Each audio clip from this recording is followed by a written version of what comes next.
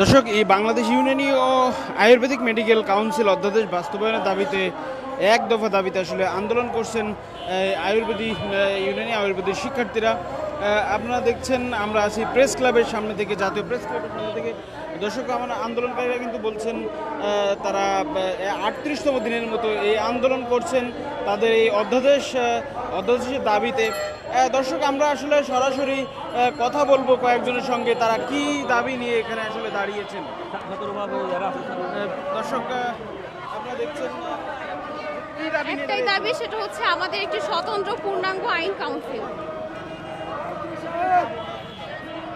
কি দাবি নিয়ে দাঁড়িয়েছেন এখানে?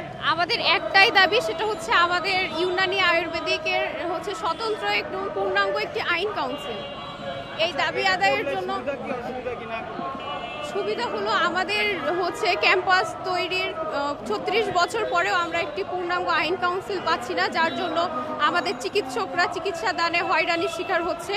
যেখানে আমাদের বাংলাদেশে এমবিবিএস এবং বিডিএসদের আইন কাউন্সিল আছে, এমনকি ভেটেনারি এবং আমাদের হোমিওপ্যাথিকেরও আইন কাউন্সিল আছে, কিন্তু আমাদের ইউনানি এবং আয়ুর্বেদিকের নির্দিষ্ট আইন কাউন্সিল নেই, যার ফলে রোগীরা চিকিৎসা নিতে এখানে হচ্ছে যে হয়রানির শিকার হচ্ছে এবং চিকিৎসকরাও হয়রানির শিকার হচ্ছে। সাধারণ জনগণ সঠিক চিকিৎসা পাচ্ছে না, এই জন্য আমাদের একটা আইন কাউন্সিল দরকার। দর্শক, আপনারা দেখছিলেন আমরা কথা বলছিলাম আন্দোলনকারী শিক্ষার্থীদের সঙ্গে। আমরা আরও একজনের সঙ্গে কথা বলবো। দর্শক, আপনারা দেখছেন আদায় করতে পারি নাই। আমরা বিভিন্নভাবে আশ্বাস পেয়েছি, কিন্তু আমরা এটার বাস্তবায়ন কখনোই আমরা দেখতে পাই নাই। আমরা এবার হচ্ছে এই জন্য দীর্ঘদিন ধরে আমাদের আন্দোলন চালিয়ে যাচ্ছি, যাতে এই আমাদের দাবি দেওয়ার বাস্তবায়ন হয় এবং আমাদের যে ন্যায্য অধিকার, সেই অধিকারকে ফিরিয়ে দেওয়া হয়। আমাদের গ্র্যাজুয়েট, ব্যাচেলর, ইউনানি এবং আয়ুর্বেদিক চিকিৎসকদের ডাক্তার লেখা থেকে শুরু করে আমাদের মর্যাদা ক্ষুণ্ণ হয় এমন কোনো গর্হিত কোনো কাজ যাতে হচ্ছে না হয়, এবং আমাদের যে দাবি দেওয়াটা দীর্ঘদিন ধরে আমরা জানিয়ে আসি, বাংলাদেশ ইউনানি এবং আয়ুর্বেদিক মেডিকেল কাউন্সিল গঠন করা, সেটা যেন খুব দ্রুত সময়ের ভিতরে বাস্তবায়ন করা হয়। আমরা যতটুকু জেনেছি, এটা ভেটিং হওয়ার জন্য হচ্ছে আজ বা কাল হচ্ছে মন্ত্রণালয় থেকে সেটা হচ্ছে ফরওয়ার্ডিং হবে উপদেষ্টা পরিষদে। আমরা চাই উপদেষ্টা পরিষদে আমাদের আইন কাউন্সিলের মিটিং হয়ে যাওয়ার পরে সেটা যেন খুব দ্রুত সময়ের ভিতরে এটা যেন বাস্তবায়ন হয় এবং আইন কাউন্সিল রূপে অধ্যাদেশ আকারে সেটা জারি করা হয়।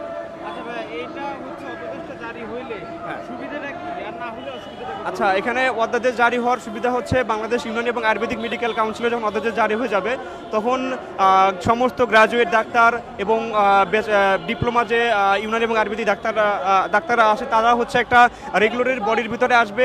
তারা একটা নিয়মতান্ত্রিকভাবে মানুষকে চিকিৎসা সেবা দান করবে এবং গ্র্যাজুয়েট চিকিৎসকদের একটা নিয়োগ বিধি থাকবে। গ্র্যাজুয়েট চিকিৎসকদের একটা তারা কি করতে পারবে, তাদের হচ্ছে কি কি মেডিসিন লিখতে পারবে, তারা কি কি মেডিসিন লিখতে পারবে না, একটা নিয়মতান্ত্রিকতার ভিতরে চলে আসবে। ফলে হচ্ছে যেটা বিএমডিসিতে ইতিমধ্যে আছে, বিএমডিসি অর্থাৎ মেডিকেল ডেন্টাল কাউন্সিল, যেটা ঠিক একইভাবে সেটার আদলে হচ্ছে আমাদের একটা কাউন্সিল গঠন করবে, যার ফলে আমরা হচ্ছে আমাদের গ্র্যাজুয়েট ডাক্তার যারা, তারা হচ্ছে জনমানুষের কাছে ইউনানি এবং আয়ুর্বেদিক চিকিৎসা সেবার সুফল পৌঁছে দিতে পারবে এবং জনগণ সার্বজনীন স্বাস্থ্যসেবা নিশ্চিতকরণের লক্ষ্যে ইউনানি এবং আয়ুর্বেদিক চিকিৎসা সেবা পাবে, যেটা হচ্ছে আমাদের দীর্ঘদিন ধরে আমরা দাবি দেওয়া জানিয়ে আসে। যদি আইন কাউন্সিল না হয়, তাহলে এই যে একটা বিশৃঙ্খলা, একটা হযবরল অবস্থা, যেমন হচ্ছে ইউনানি এবং আয়ুর্বেদিক চিকিৎসকরা হচ্ছে তাদের যথাযথ মান সম্মানের মান মর্যাদা নিয়ে মানুষের কাছে ইউনানি এবং আয়ুর্বেদিক চিকিৎসা সেবাকে পৌঁছে দিতে পারছে না, জনগণ ইউনানি এবং আয়ুর্বেদিক চিকিৎসা সেবা থেকে বঞ্চিত হচ্ছে।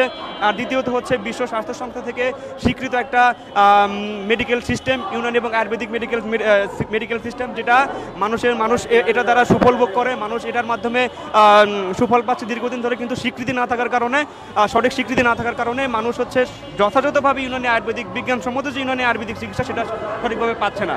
যদি ইউনানি আয়ুর্বেদিক মেডিকেল কাউন্সিল গঠন করা হয়, তাহলে মানুষ ইউনানি এবং আয়ুর্বেদিক চিকিৎসা সেবার যে বিজ্ঞানসম্মত সুফল সেটা পাবে এবং জনগণ সার্বজনীন স্বাস্থ্যসেবা নিশ্চিতকরণের লক্ষ্যে এটা হচ্ছে বিশ্বজনীনভাবে সারা দেশে সারা বিশ্বে এটা স্বীকৃতি পাবে।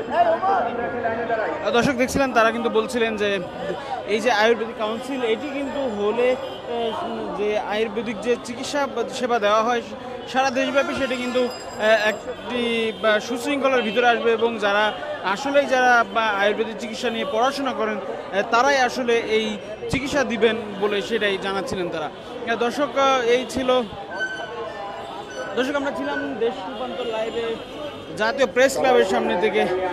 পরবর্তী আপডেটের জন্য আপনারা দেশবন্ধুরের সঙ্গেই থাকুন।